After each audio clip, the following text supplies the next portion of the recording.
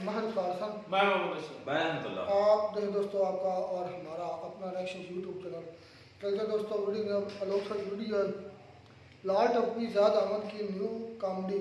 हाँ, मज़ा आने वाला। इसका क्या बना तुर्क तो मैं भी बनाऊंगा। जब से इसने बकवास की हुई है ना, आर्मी को खुदा बनाया हुआ है, ये वाजिबुल कत्ल है। देखते हैं। नमस्कार दोस्तों, डीडी रेड के एक और रिएक्शन वीडियो में आप सभी का स्वागत है। मैं हूं आलोक। तो भाई आज जो वीडियो लेकर आए हैं वो लाल टोपी के ऊपर वीडियो है। वैसे मैंने लाल टोपी के ऊपर अभी कुछ दिन पहले भी वीडियो बनाया था और उसमें आपने देखा था कि वो किस किस तरह की बातें कर रहा है। लाल टोपी की तो आप लोग जानते ही होंगे। अच्छा, जो लोग नहीं जानते हैं उनके बारे में उनका परिचय दे दूँ। वो general admiral air chief marshal Zaid Hamid हैं। वो लाल रंग की टोपी पहनते हैं और वो उनके मुताबिक पाकिस्तान जो है वो दुनिया का नंबर 1 देश है। पाकिस्तान की आर्मी से पूछकर दुनिया भर की आर्मी अपने फैसले करती है, वॉर टैक्टिक्स सीखती है पाकिस्तान से। और चांद क्या मार्स क्या, इस पूरे यूनिवर्स पर पाकिस्तान अपनी एक ख़ास पकड़ रखता है। तो ये हैं general admiral air chief marshal Zaid Hamid AKA लाल टोपी। ये उनका परिचय है। बहुत सारे दर्शक हमारे जानते हैं कि उनकी बातें कैसी होती हैं। तो अभी एक और उनका नया वीडियो आया है, वो नया वीडियो भी दिखाऊंगा, लेकिन पहले इस वीडियो को देख लेते हैं। ये वीडियो है हारिस भाई का, हज़रत मोहम्मद की पाकिस्तान को हेल्प फीट लाल टोपी। तो शायद मैंने उस वीडियो में जिक्र किया था कि कैसे वो कह रहे हैं कि कैसे मिसाइलों के आगे खड़े थे लोग, रूहानी ताकतें और ये और वो सारी चीज़ें। लेकिन इसके बाद भी पाकिस्तान अपने 11 एयर बेसिस 11-0 का स्कोर है। 11 एयर बेसिस पर मिसाइलें गिरने से नहीं रोक पाया। 11 एयर बेसिस को नुकसान पहुंचने से रोक नहीं पाया। अब लेटेस्ट तस्वीरें आई हैं, सैटेलाइट इमेजेस, सबूत के तौर पर दिखाता रहता हूं मैं कि अब जो शायद नूर खान एयरबेस था या भुलारी एयरबेस था जहां पे हमने गड्ढा कर दिया था उसमें रनवे पर, वहां पर वो पैचअप वर्क जो है, कंस्ट्रक्शन का काम जो है पूरा हो गया है। अब वो रनवे ठीक कर दिया गया है। ये देखिए तस्वीर, ये सैटेलाइट इमेज है। इसमें आपको बिफोर एंड आफ्टर दिख रहा होगा कि जब भारत ने स्ट्राइक किया तो रनवे पर गड्ढा हो गया, आप वहाँ से प्लेन उड़ा नहीं सकते थे। अब उसको रिपेयर कर लिया गया है, रिपेयरिंग का काम हो गया। तो हम तो बाकायदा सबूत लेकर आते हैं, लेकिन आज तक पाकिस्तान एक भी सबूत लेकर नहीं आया कि उसने भारत के कितने एयरबेसेज उड़ाए, कितने रनवेज जो हैं उनमें गड्ढा कर दिया, उनकी कितनी मिसाइलें जो हैं वो आईं और हमारा नुकसान करके गई हैं। ये अभी तक उन्होंने क्लियर नहीं किया। तो खैर वो अलग बात है।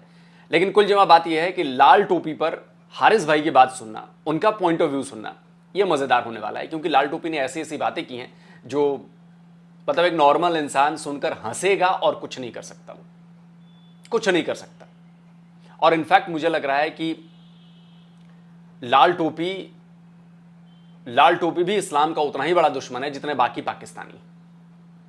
लाल टोपी इस तरह की बातें करके इनफैक्ट अपने ही मजहब को, अपने पैगंबर को, आप समझिए कि मतलब उनके लिए मुश्किलें खड़ी कर रहा है, उनके ऊपर बिलीव करने के लिए मतलब सवाल उठा रहा है वो जो बातें लाल टोपी कर रहा है।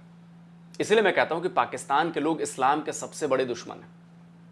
वो ऐसी ऐसी बातें करते हैं जिससे आपके रिलीजन पर, बाकी चीजों पर सवाल उठते हैं और इससे आपका नुकसान है। हमारे लिए तो क्या है, हमारे लिए तो सारे रिलीजन एक जैसे हैं। लेकिन चूंकि आप अपने आप को कुछ पता नहीं अलग समझते हो, उसमें आपको डेंट पड़ता है इससे। और लाल टोपी ये डेंट डाल रहा है। चलिए अभी सुनते हैं। ऑलराइट मेरे प्यारे प्यारे दोस्तों, मैं हूँ हारिस सुल्तान और आज की वीडियो बड़ी मजे की है। बड़े अरसे से कोई ऐसी वीडियो नहीं थी मिली जहाँ पे हमारे जो कुछ पागल लोग हैं, कुछ तो नहीं, वैसे मुझे तो लगता है आधा मुल्क पागल है, बल्कि हमारे पाकिस्तान के सो कॉल्ड लिबरल्स हैं, उनका भी दिमाग आजकल खराब हुआ है। लेकिन कॉमेडी कॉमेडी बहुत आती है हमारे मुल्क से। लाल टोपी को तो आप जानते होंगे। तो लाल टोपी ने बड़ा जबरदस्त बयान दिया। लाल टोपी की तरह क्या बोलूं मैं इसके ऊपर। लाल टोपी, आंखों में आंसू, टोपी लाल, मुंह भी लाल, और ऑपरेशन सिंदूर के ऊपर जबरदस्त कॉमेडी आई है भाई। पाकिस्तान के ऊपर इस गजवे पर जिस तरह हम 65 और 71 के वाकयात सुनते थे ना, खासतौर पर 65 के हवाले से कि गैर मामूली ताकतें, रूहानी ताकतें, बुजुर्ग बाबे, सईदी रसूलुल्लाह, असहाबे बदर, ये सब बुजुर्गों ने लिखा हुआ है कि ये सब के सब रूहानी तौर पर पाकिस्तान आए थे। और ये ड्रामा नहीं कर रही, मुझे भी बाद में पता चला था। इंजीनियर मिर्जा ने इसके ऊपर बड़ा तवा लगाया हुआ है कि पाकिस्तान में ऐसे मिजार बने हुए हैं, लाहौर में ऐसे मिजार बने हुए हैं जहां पे वो कहते हैं कि उनके बाबे कब्रों से निकले और कैच पकड़ लेते होते थे और 7 पाकिस्तानी क्रिकेटरों को चपेड़े भी मारते थे, कहते थे एंज कैच फड़ी दा बगैर था, वो पकड़ लेते थे और वो हवा में फट जाते थे। ऐसा जबरदस्त एयर डिफेंस सिस्टम उन्होंने इशू किया था। तुम लोग ऐसे S-400 इतने अरबों डॉलर पे करते हो, बाबा ओ बाबे निकल बाहर, हम बाबों से काम करा देते। तो ये सच्चे बिलीफ का हिस्सा उन्होंने मिजार बनाए हुए हैं पाकिस्तान की हिफाजत करने। और ऐसे खोते बिलीव करते हैं, ये जेन्युइनली बिलीव करता है ये। अभी देखे, अब वो मुझे याद है इसी पे इंजीनियर मिर्जा ने मेरे ख्याल इनको चैलेंज किया था। मैंने वो वीडियो देखी नहीं काफी अरसे से, जब से ऑपरेशन सिंदूर हुआ, तो उसपे कह रहे थे ना हम बाबे फिर निकल आने निकल आए। इस छोटी सी झड़प में भी कई जगहों से हमें लोगों ने अपने ख्वाब भेजे कि जिसमें उन्होंने सईदी रसूलुल्लाह को पाकिस्तान की तरफ जाते देखा। वो इस दफा रसूल अल्लाह आ गए पाकिस्तान की तरफ, जाते देखे कि सर जहाज से बैठ के अंडे सी के बुराक के ऊपर बैठ के आ रहे थे, आ कैसे रहे थे, देखा है वो रसूल अल्लाह पता नहीं कहाँ से मदीना से निकल रहे हैं कबर मुबारक से, तो वहां से खोते में बैठ के, या सॉरी बुराक जो है उड़न खोता ही हुआ ना, जो पीछे से घोड़ा आगे से मुंह जो है उसका औरत वाला, उसके ऊपर आ रहे हैं ऐसे स्लो मोशन में। अब ये हमें कहते हैं कि हम शुक्र लगाते हैं, तो अपने ये तो खुद इसको करो, इसके ऊपर 295 ब्लास्फेमी का मुकदमा, ये क्या है ये? कल मुझे एक बच्चे पाकिस्तान की तरफ जाते देखा। कल मुझे एक बच्चे ने अच्छा इसमें रोने वाली क्या बात है बगैर था? खुशी मनाओ कि रसूल अल्लाह आ गए हमें बचाने, यार देखो उसमें खुशी भड़के मारो सीना तान के। रसूल अल्लाह तो बिस्कुट छुटो तो दी। आप भेजा अपना बच्चा नहीं, बड़ी उम्र का, जब नौजवान है, अच्छा कोई वजह नहीं है कि वो झूठ बोले। सईदी रसूलुल्लाह अगर ख्वाब में तशरीफ लाते हैं तो ख्वाब में ही तशरीफ लाते हैं, सच्चे हैं आप। मुझे रात को रसूल अल्लाह ख्वाब में आए, मैंने नहीं झूठ बोला, ऐसा तो कभी हुआ ही नहीं कि लोगों ने झूठ बोले हो। अच्छा मजे की बात ये डिल्यूजन इतना बड़ा है कि अगर आप सोचते रहे ना यही चीजें ख्वाब में, ओ जी ख्वाब रसूल अल्लाह बाबा जलंधरी, तो पता नहीं केड़े केड़े बाबा, वो उनके सोचते रहे वो भी आ जाएंगे। जाहिर बात है जो आप सोच रहे होते हैं, अब 19 साल के लड़कों से पूछो उनके रात को उनके ख्वाबों में क्या आता है, जाहिर बात है वही आएगा जिसके बारे में सारा सारा दिन सोचते रहेंगे, ये जिस तरह की फिल्में देखेंगे, ये जिस तरह के लोगों को सुनेंगे, वही ख्वाबों में आपके आएगा। और वो बच्चा सच्चा है, उसने मुझे अपना ख्वाब भेजा कि पाकिस्तान के बैलिस्टिक मिसाइल खड़े हुए और सईदी रसूलुल्लाह उन मिसाइल की निगरानी फरमा रहे। चौकीदारी चौकीदारी रसूल अल्लाह को चौकीदार बोल दिया ऐसे बेशर्म। अब मुझे बताओ, इसीलिए तो ये गज़वा हिंद है। पाकिस्तान अच्छा तो रसूल अल्लाह ने भी वैसे उन्होंने कहा घोड़ी आया जे, घोड़ी को उन्होंने प्रोटेक्ट कर लिया, लेकिन जो एयर बेसिस है इनका कोई बाबा नहीं निकला। ये देखो भलोरी एयर बेस, ये उड़ गई, पहले ऐसे थी अब ऐसी हो गई। तो बाबे ताड़े बाबियां ते लाना, बाबे ने कैच नहीं फड़ाया सही, लेकिन लगता है हमारे बाबे भी पाकिस्तानी क्रिकेट टीम के साथ कोचिंग, उन्हीं से कोचिंग ले रहे। नूर खान एयरबेस, ये देखें यहाँ पे पहले ऐसे था, ये अब ऐसे हो गया। रहीम यार खान एयरफील्ड पे ये क्रेटर, चलो ग्राउंड से बाहर निकल गए तो सड़क यानी रनवे के ऊपर ही हुआ। तो सरगोदा एयरबेस, ये एक और क्रेटर इधर गिर गया। अच्छा इंडिया में क्या हुआ जी, उधमपुर एयरबेस में कुछ भी नहीं हुआ। उनके पंडित ज्यादा अच्छे ना हुए इनसे, जिन्होंने कम से कम कैच तो सही पकड़े ना अपने। तो अच्छा ये जो नहीं, रनवे उड़ाना भी बहुत इंपॉर्टेंट है हारिस भाई। अगर आप 6 डे वॉर के बारे में जब देखोगे, डिटेलिंग करोगे, जो इज़राइल वर्सेस अरब कंट्रीज़ हुई थी, तो उसमें प्रिएम्प्टिव स्ट्राइक करते हुए इज़राइल ने अपने दुश्मन देशों के रनवेज ही उड़ाए थे ताकि उनके प्लेन ही उड़ान ना भर सके, उनके फाइटर जेट्स उड़ ना सके। भाई रनवे अगर डैमेज है तो आप अपना फाइटर जेट नहीं उड़ा सकते। तो अगर आप कह रहे हो ना कि वो जो रनवे पे आया बाहर आ गया, नहीं, बाहर आना मतलब नहीं है, वो प्रिसीजन वाली स्ट्राइक है, वो पिन पॉइंट एक्यूरेसी के साथ स्ट्राइक की गई है कि आपके रनवे पर क्रेटर हो जाए कि आप अपना जेट उड़ा ना पाओ। जब जेट उड़ेंगे नहीं तो आपके फाइटर कैसे ऊपर आएंगे, कैसे मिसाइल मारेंगे या कैसे कहीं जाएंगे, ऑपरेशन ही नहीं कर सकते आप अगर आपके पास रनवे नहीं है। तो वो पिन पॉइंट एक्यूरेसी के साथ, और मुझे लगता है कि वो ज़्यादा इंपॉर्टेंट है बिल्डिंग के उड़ाने से। बिल्डिंग उड़ाने से ज़्यादा इंपॉर्टेंट है आपने रनवे उड़ा दिए। कम से कम एक रनवे अगर आपने क्रेटर बना दिया, 3 से 4 दिन, 5 दिन से कम या 10 दिन से कम नहीं लगता उसको, 5 दिन से उसको वॉर फुटिंग पे भी आप करोगे तो 4 से 5 दिन आपको लगने हैं उसको रिपेयर करने में। तो वो ज़्यादा इंपॉर्टेंट है। अगर मतलब वॉर सिनोरियो के हिसाब से देखा जाए तो रनवे को गड्ढे कर देना, उसमें क्रेटर बना देना, ये ज़्यादा इंपॉर्टेंट है कि किसी बिल्डिंग को नुकसान पहुंचा देना, जहाँ तक मेरी समझ कहती है। हो सकता है मैं गलत भी हो सकता हूँ। तो पागलपना नहीं खत्म नहीं हुआ, एक और भी है। अरे मैं आपको एक और पागल दिखाता हूँ, बालाली सरकार।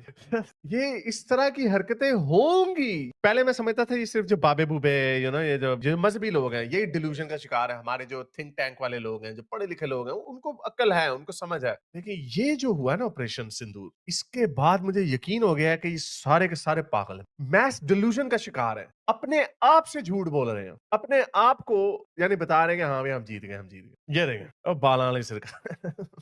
सुनिए जरा। आप एक ऐसी जंग, मतलब आप कह रहे हैं डायरेक्टली सुपर पावर के साथ पाकिस्तान जंग में उतर जाएगा? कौन सी सुपर पावर है? इसराइल के पीछे कौन खड़ा है? तो अच्छा, ये अभी सुनते हैं, मैं थोड़ा उस पर आता हूँ, लाल टोपी वाले पे। मेरे मन में एक सवाल उठ रहा है, जैसे हारिस भाई ने कहा ना कि इस पर तो ब्लास्फेमी का आरोप लगना, केस चलना चाहिए। बिल्कुल केस चलना चाहिए। आपके सपने में अगर प्रॉफिट आते हैं, आपने उनको पहचाना कैसे? क्योंकि आपने आज तक प्रॉफिट की कोई तस्वीर नहीं देखी, प्रॉफिट का कोई मूर्ति नहीं देखी, प्रॉफिट की कोई पहचान नहीं देखी आपने। मेरा पॉइंट समझिए। आप उसको बनाने नहीं देते, आप उसको करने नहीं देते, तो कहते हैं कि वो फॉर्म में नहीं है। आप ये बताओ तो फिर आपने पहचाना कैसे? इस बात की क्या गारंटी है कि आपके सपने में जो आए वो प्रॉफिट ही आए? आपके सपने में कोई भी आकर कर देगा कि मैं प्रॉफिट हूं, आप उसको मान लोगे? भाई, किसी को पहचानने के लिए पहले उसका रूप, रंग, वेशभूषा, ये सब जानना जरूरी है ना। अब मुझे लगता है कि ज़्यादातर मुसलमान जो अगर देख रहे हैं मेरा वीडियो, आप मुझे कमेंट करके बताएं कि क्या ये पॉसिबल है कि आप बिना किसी को देखे उसको पहचान जाओ। तो जब आपने प्रॉफिट को देखा ही नहीं है, प्रॉफिट कैसे थे, क्या थे, कोई उनकी तस्वीर नहीं है, कोई आकृति नहीं है, आपने कैसे पहचाना कि जो सपने में आए वो प्रॉफिट आए? How is it possible? तो ये तो ब्लास्फेमी है। आप झूठ बोल रहे हो प्रॉफिट के नाम पे। इनफैक्ट आप प्रॉफिट को बदनाम कर रहे हो ऐसा बोल के। आपने पहचाना कैसे कि वो प्रॉफिट है? आपके सपने में कोई भी आके कह देगा कि वो प्रॉफिट है और आप मान जाओगे? ये कैसे हो सकता है? इसलिए मैं कहता हूं कि पाकिस्तानी इस्लाम के सबसे बड़े दुश्मन हैं। आप जरा इस एंगल से सोचकर देखो।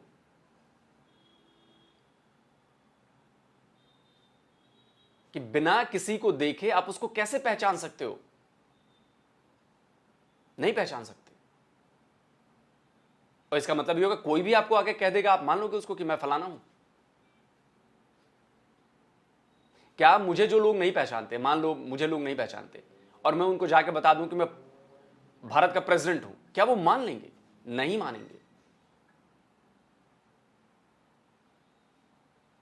तो कैसे आपने प्रॉफिट को पहचान लिया कि सपने में मेरे प्रॉफिट आए थे? आपने कभी उन्हें देखा नहीं, कभी आपने उनकी कोई तस्वीर नहीं देखी, आपने कभी उनकी कोई प्रतिमा नहीं देखी, और आप बिना जाने बूझे समझे आप लोग कुछ भी बोल देते हैं।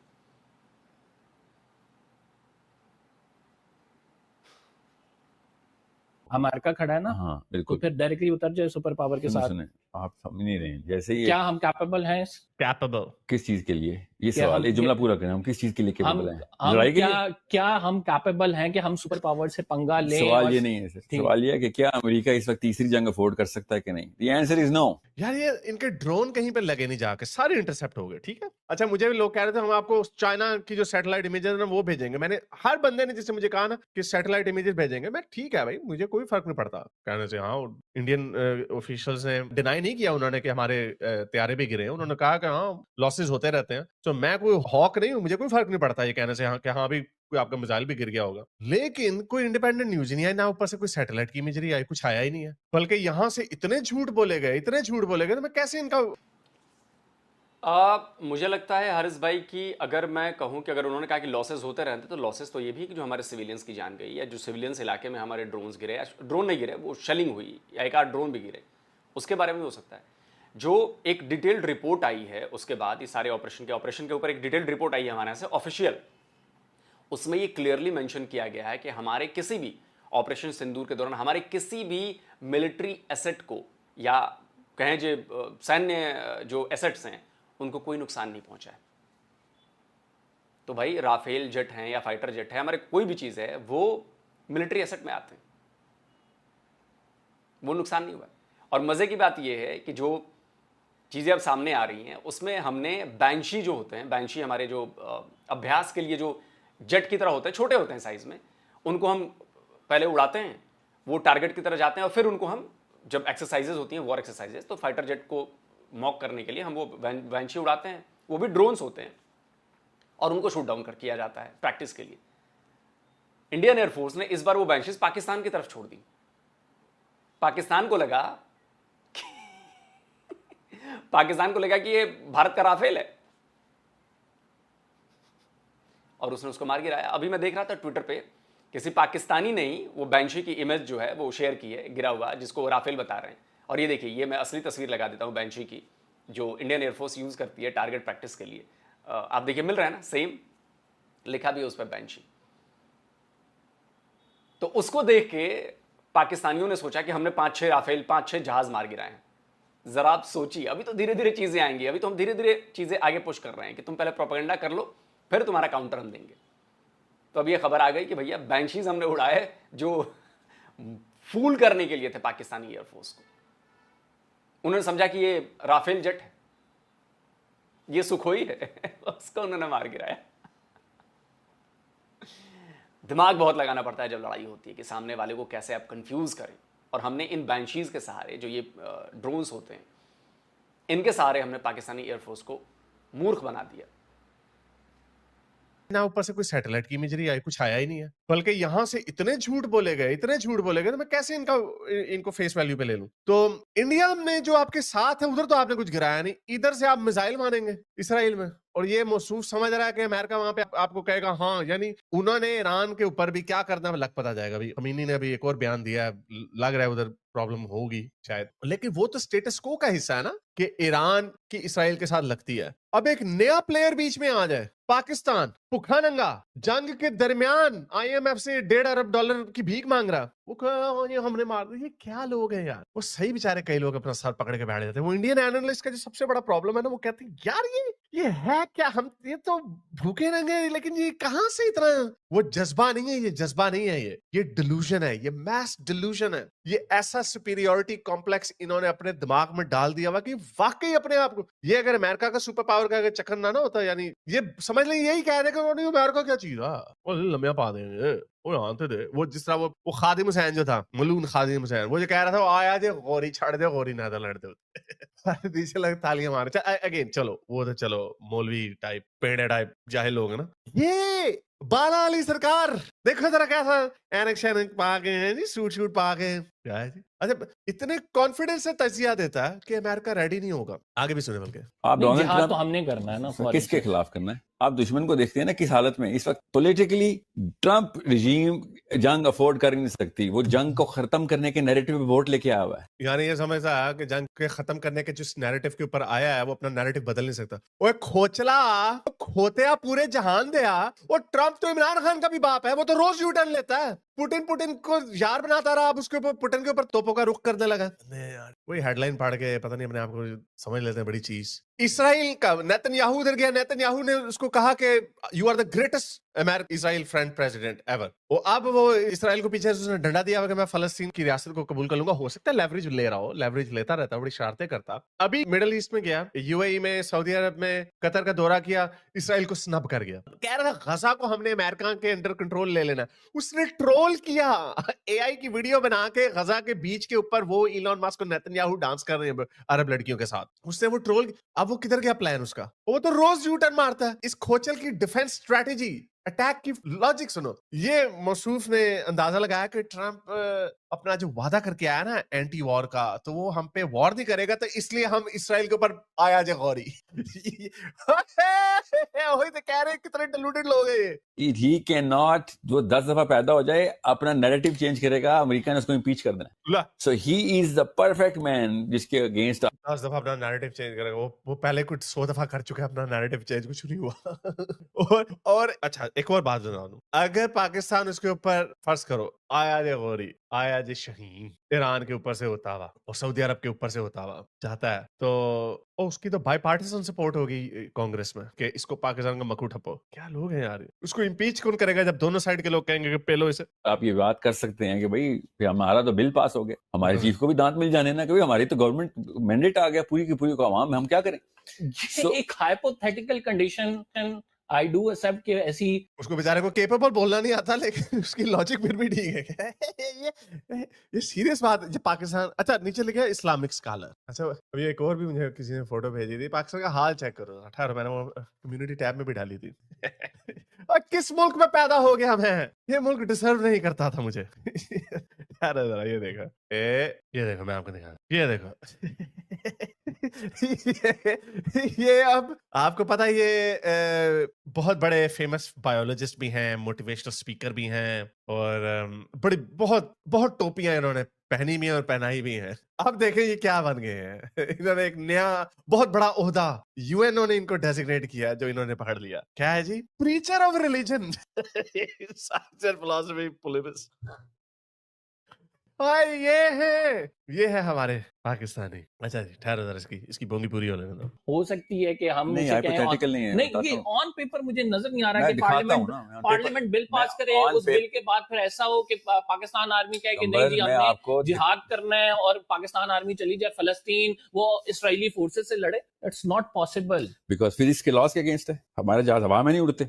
और खोचला केड़ा ताड़े को, कौन सी एम्फीबियस कैपेबिलिटीज हैं आपके पास? आप क्या पैराट्रूपर्स छोड़ोगे? C-130 से पैराट्रूपर्स क्या है ये?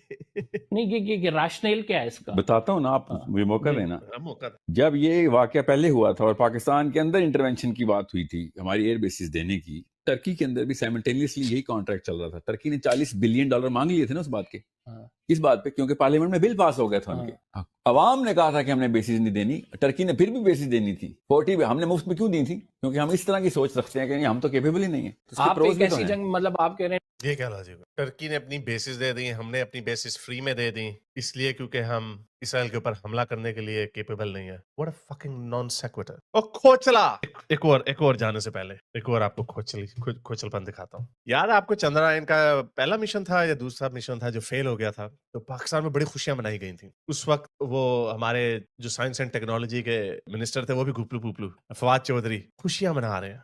चेक करो अगेन, मिनिस्टर खुशियां मना रहा। अवाम, चलो अवाम तो इस तरह की फुलझड़ियां छोड़ती रहती है ना, मिनिस्टर खुशियां मना रहे। ये हाल है। उसी तरह जैसा ख्वाजा आसिफ, वो मीम्स पोस्ट कर रहा है, उधर से जंग लगी मीम्स पोस्ट कर रहा। तो इंडियन मीडिया में भी बहुत सर्कस होता है, आम लोग ट्रोल करते हैं, चवले मारते हैं, ठीक है, लेकिन उनका किसी, मैंने मिनिस्टर को इस तरह की चवलियां मारते नहीं देखा। बिकॉज अगेन, क्या आप सीरियस हो? एनीवे, तो इन्होंने खुशियां मनाई, तो उसका नतीजा क्या निकला? उन्होंने तीसरे मिशन पे वो ठीक हो गया, चंद्रयान लैंड कर गया, फिर बेचारे अपना सड़ते रहे। तो अभी कोई सैटेलाइट इंडिया ने छोड़नी थी, वो लॉन्च नहीं हो सकी, तो उस पे खुशियां मनाने लग गए। ये देखो, संडे कैसा गुजर रहा है पड़ोसियों। और ये 27,000 और इस तरह की और भी मैंने एक तो थे, सारे नहीं आते। तो ये bad days of India are coming, your someone who tries and fails is making a lot more progress than the one who isn't even trying. Indians are a laughing stock when it comes to their delusional Bollywood inspired thinking. They are not so much when it comes to their strive for tech advancement. पता नहीं क्या किया में। anyway,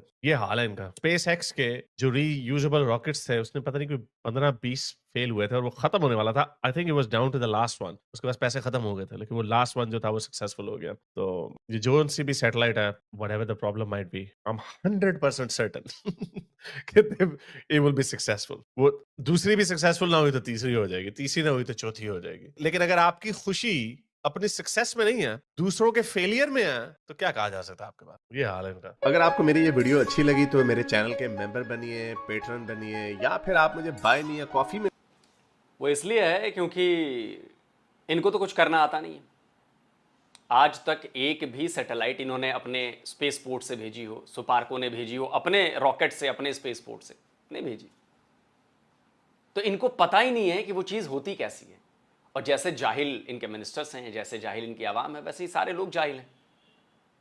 जो पाकिस्तान में ये लोग जो कुछ भी थोड़े बहुत जो हैं वो समझते हैं कि इंडिया के अचीवमेंट्स क्या हैं, स्पेस में क्या होता है, जो स्पेस का सेक्टर है या स्पेस के लिए जो चीज़ें जैसे काम करती हैं, वो मतलब उनमें रिस्क फैक्टर बहुत ज़्यादा होता है। क्या चाइना कभी फेल नहीं हुआ? क्या अमेरिका कभी फेल नहीं हुआ? क्या रशिया कभी फेल नहीं हुआ? लेकिन आज वो स्पेस में सुपर जाइंट्स हैं ना। जब आप ट्राई ही नहीं करोगे, आप कोई चीज़ बनाओगे नहीं, आपको पता ही नहीं होगा, तो आप उसमें फेल पास से आपको क्या फ़र्क पड़ता है? जो बनाएगा, जो काम करेगा, वो फेल पास होगा ना। आपने करना ही नहीं है। तो कुल जमा बात हो रही थी लाल टोपी की। तो लाल टोपी का एक और नया वीडियो आया यार, और वो वीडियो भी आप सुन लोगे ना, आप हंस हंस के पागल हो जाओगे यार, हंस हंस के पागल हो जाओगे। लगाओ वो वीडियो। अल्लाह ने पाकिस्तान को बनाया ही इसीलिए था कि आखिरी ज़माने में जो फैसला कुन जंगें होंगी मुसलमानों को दोबारा जिंदा करने के लिए और अल्लाह के दीन को गालिब और नाफिज करने के लिए उसका आगाज पाकिस्तान करेगा। गज़वा हिंद पहली जंग है। पाकिस्तान को अल्लाह ने इसलिए नहीं बनाया था कि हम जापान की तरह एक इकोनॉमिक सुपर पावर बन जाएं, लेकिन हमारे पास ना कोई फौज हो, ना कोई एटमी ताकत हो, ना हम कोई दुनिया में अपनी इज्जत और वक़ार की हिफाजत कर सके। अल्लाह ने पाकिस्तान को जानकर गरीब रखा था। अल्लाह ने पाकिस्तान को जानकर एक मिस्कीन कौम रखा था कि जो सरफरोश, जांबाज और कुर्बानी देने के लिए, ताकि हुब्बुद दुनिया और कराहियतुल मौत में मुब्तला ना हो। तो आप समझ रहे हैं कि पाकिस्तानियों में रेडिकलाइजेशन और ये जो रिलीजन की अफीम है वो किस कदर घुसी हुई है। एक पढ़ा लिखा आदमी जो रैशनली सोचता हो, जो चीजों को प्रैक्टिकली समझता हो, वो कैसे ऐसी बातें कर सकता है? वो ऐसी बातें कैसे कर सकता है? और आप यकीन करो, पाकिस्तान में लाखों ऐसे लोग होंगे जो इस तरह की बातों पर बिलीव करते होंगे। अब सोचिए उनका बिलीव सिस्टम कितना खराब है। वो गलत रास्ते पर चल रहे हैं, गलत चीजों पर बिलीव कर रहे हैं। उनका बिलीव सिस्टम ही करप्ट हो चुका है, लेकिन वो इसको सही मानते हैं। हालांकि कई सारे पाकिस्तानी ये भी हैं जो बातों को समझते हैं, वो भी रिलीजियस हैं, वो भी मुसलमान हैं, लेकिन वो बातों को समझते हैं कि नहीं यार ऐसा नहीं होता, ये उल्टा डेंट लग रहा है इस्लाम पर और उससे जुड़ी चीजों पर। तो मुझे याद आता है एक वो वकार मलिक जो अभी आजकल बड़े चर्चा में हैं, पाकिस्तान के ही हैं, उन्होंने बोला कि अगर 65 की जंग में अगर रूहानी ताकतें आ गई थी तो फिर हमने कश्मीर ले क्यों नहीं लिया, जंग जीत क्यों नहीं ली? सुनिए। और जनरल आसिम मुनीर क्या बरकते, बस यही कसर रहेगी। अब कह देंगे कि जनरल आसिम मुनीर ने जैसी जंग का ऐलान किया, कतार अंदर कतार फरिश्ते भी आ गए थे पाकिस्तान की मदद करने के लिए। जैसे 65 के हवाले से हमें कहानियां सुनाई गई ना कि वो जी इंडियन पायलट है, वो कहता है यार मेरा तो निशाना कभी चूका ही नहीं, तो तुम्हारे मैं पुल पे मारता हूँ गोला, वो कोई एक ग्रीन सा बंदा खड़ा होता है, वो उठा के उसे पानी में फेंक देता है, फिर मैं गोला मारता हूँ, वो उठा के पानी में फेंकता है। हमें ये कहानियां सुनाई गई थी 65 के हवाले से कि जी फरिश्ते उतर आए थे। अगर फरिश्ते वाकई उतर आते ना तो हम 65 में कश्मीर फतह कर लेते, लेकिन ये कहानियां सुनाई गई और बचपन में हम सारे बिलीव करते थे इन कहानियों पे। ठीक है, ये कहानियां फैलाई गई थी। अभी भी हम उसी तरफ जा रहे हैं क्योंकि फरिश्ते आ गए थे जनरल आसिम मुनीर की मदद करने के लिए। वो इतना नेक बंदा है, इतना अच्छा बंदा है कि उसकी मदद के लिए फरिश्ते उतर आए थे। समझ रहे हैं आप? और लोग बिलीव करते हैं, लेकिन जो कि इन जैसे एकाध लोग हैं जो ये अपोज करते हैं कि नहीं यार ये गलत चीज है, ये आप ये गलत कर रहे हो, इससे इस्लाम को डेंट पड़ रहा है, इस्लाम की बदनामी हो रही है, इस्लाम के इंसल्ट कर रहे हो आप लोग। लेकिन इन लोगों को ये बात समझ में नहीं, इनको लगता है कि नहीं हम तो इस्लाम की खिदमत कर रहे हैं। अरे बेवकूफ लाल टोपी, ये इस्लाम को तो डेंट पहुंचा रहा है। दुनिया हंसती है तेरी बातों पर, उनको लगता है कि यार देखो यार ये कैसे रिलीजन को फॉलो करते हैं यार, उसमें ऐसी बातें की जाती। दोस्तों आप क्या कहते हैं, कमेंट करें अपनी राय। तो जी दोस्तों वीडियो खत्म। ये तो आप उससे भी बड़ा दावा कर दिया उसने। ये यार ना, ये क्या मुझे है? सबसे बड़ी हैरत इस बात की होती, बाकी जितनी भी वीडियो थी मैं ये पता बात नहीं बता करता क्या है। इस पे मैं बात करना चाहूंगा कि ये सिर्फ और सिर्फ जो नबी पाक सल्लल्लाहु अलैहि वसल्लम की ज़ियारत है, ये सिर्फ इस आमद को ही आती है, ज़ैद आमद को ही आती है। अच्छा एक सेकंड, आलोक सर ने क्वेश्चन किया इस वीडियो में, उसका जवाब जरूर देना चाहता हूँ।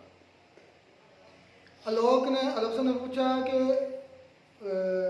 नौज़ुबिल्लाह कि हमारे नबी पाक सल्लल्लाहु अलैहि वसल्लम को किसी ने बाजार देखा नहीं, किसी के पास कोई तस्वीर नहीं, किसी के पास कोई स्केच नहीं, कोई कुछ नहीं, ऐसा वैसा कुछ नहीं है, तो आपको कैसे पता चलता है कि ये नबी पाक सल्लल्लाहु अलैहि वसल्लम नहीं है?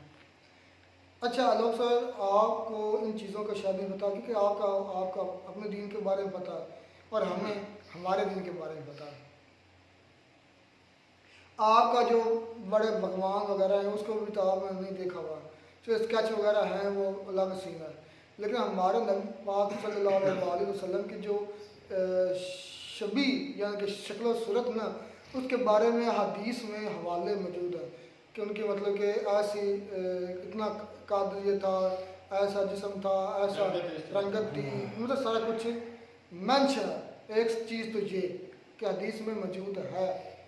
दूसरी चीज़ ये कि शैतान जो है दुनिया में, कायनात में कोई भी बशर, कोई भी जिन, कोई भी फरिश्ता, कोई और बंदा, नबी पाक, कोई बशर, कोई जिन, कोई फरिश्ता नबी पाक सल्लल्लाहु अलैहि वसल्लम का रूप नहीं धार सकता।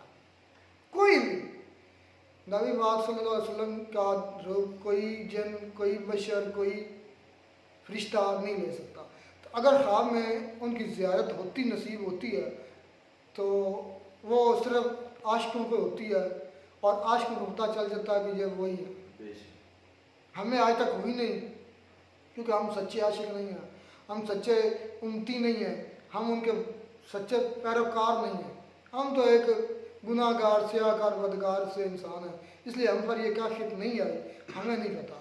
जिन वक्त आती है वो बड़े मखसूस इंसान होते हैं। तो ज़ैद अहमद के बारे में आपका क्या? ज़ैद अहमद की बात, ज़्याद अहमद नहीं हुई, बच्चे किसी को हुई है, किसी बच्चे को हुई है। तो जिनको हुई है ना, जिनको ज़ारत होती है या जिनको हुई है, वो आम इंसान नहीं होते, वो बड़े खुश नसीब बख्तों वाले इंसान होते हैं। तो इसलिए इस पर हम बहस नहीं करना चाहते कि जो लोग से सवाल उठाया, तो ये कैफियत का नाम है, ये शक्ल सूरत, ये दीदार, ये चीज़ें अलग हैं, ये कैफियत होती है। आप इन कैफियत से गुजरे ही नहीं है।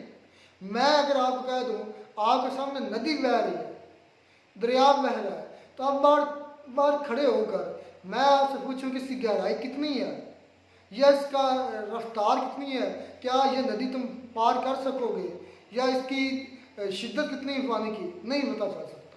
जब आप उतरेंगे नहीं, उसको फील नहीं करेंगे, तब तक आपको पता नहीं चलेगा। इसलिए इन चीज़ों का लोग सर आपको पता नहीं चलना, ना हमें चलना, क्योंकि हम इस काफिले से गुजरे ही नहीं है। नहीं, हमें तो अल्हम्दुलिल्लाह, मतलब क्या, दीदार की बात मैं कर रहा हूँ, दीदार की नहीं, लेकिन ये तो है हाँ कि हर मुसलमान के उम्मती के दिल में मोहब्बत है, नबी सल्लल्लाहु अलैहि वसल्लम की एक स्केच हमारे दिल में मौजूद है। एहसास है ज़रूर, हाँ, लेकिन आप इससे नहीं गुजरे। जब हमें पता ना, जब हम दुरूद पाक पढ़ते हैं, जब शौक़ से पढ़ते हैं, तो जो काफ़ी उस वक्त होती है ना, मैं खुद कभी कभी पढ़ता ना, अब ये चीज़ें जो है वो बताने वाली नहीं होती। जब खुद मैं भी, अगर मेरी ज़ात गुनाहगार की ज़ात अगर पढ़ती है, बदकार हूँ मैं, तो महसूस होता है कि जैसे कोई आगे से जवाब दे रहा, या मैं छोड़ नहीं रहा, खुदा की कसम ऐसा होता। वो काफ़ी बयान लफ्ज़ों में नहीं आ सकती, जो चीज़ लफ्ज़ों में आ नहीं सकती वो आपको क्या पता चलेगा। जब हम दुरूद पाक पढ़ते हैं तो सामने से जवाब आते हैं, वो दिल को पता चलता है, वो दिमाग की गेम नहीं है।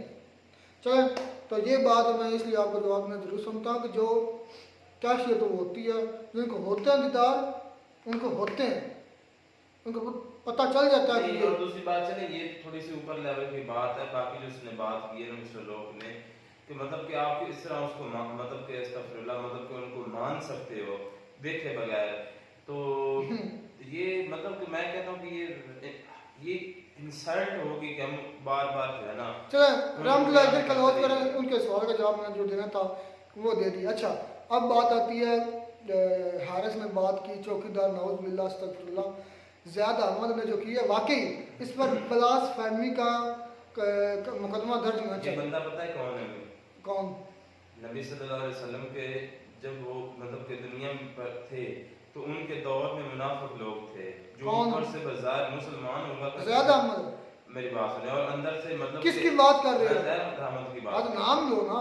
तो ऊपर से मुसलमान होते थे लेकिन अंदर से जो है वो मुनाफिकत वाला काम करते रहते। मुझे लगता अल्लाह बेहतर जानता है, लेकिन जो सिचुएशन हुआ है ज़ैद अहमद की, मुझे तो ऐसे ये बंदा लगता है। मुझे ये बताओ, ये नाउज़ बिल्लाह अस्तगफिरुल्लाह, ये तो नबी पाक सल्लल्लाहु अलैहि वसल्लम को मतलब रखवाला बना रहा है मिसाइलों का। अस्तगफिरुल्लाह यार, क्या बंदा बात करे, हमारे मिसाइलों की वो नबी मतलब जिनके अल्लाह ताला ने कायनात पूरी बनाई है। यार इस बात से अंदाजा लगा लो, आप इस टॉपिक को छोड़ो, इस बात से अंदाजा लगा लो, ये बंदा बोलता है कि यहाँ से ये फौज जो है, ये आर्मी जो, ये हमारे मुल्क की इस्टेब्लिशमेंट जो है, ये यहाँ से फ़लस्तीन में जाकर लड़ेंगे इजराइल के खिलाफ। चलें, तो ये ऐसी बड़ी बड़ी बातें छोड़ना, मैं कहता हूँ कि इस बंदे को हैरत होती मुझे इस बंदे पे कि यार इतनी बड़ी छोड़ जाता। और इसको शर्म तक नहीं आती।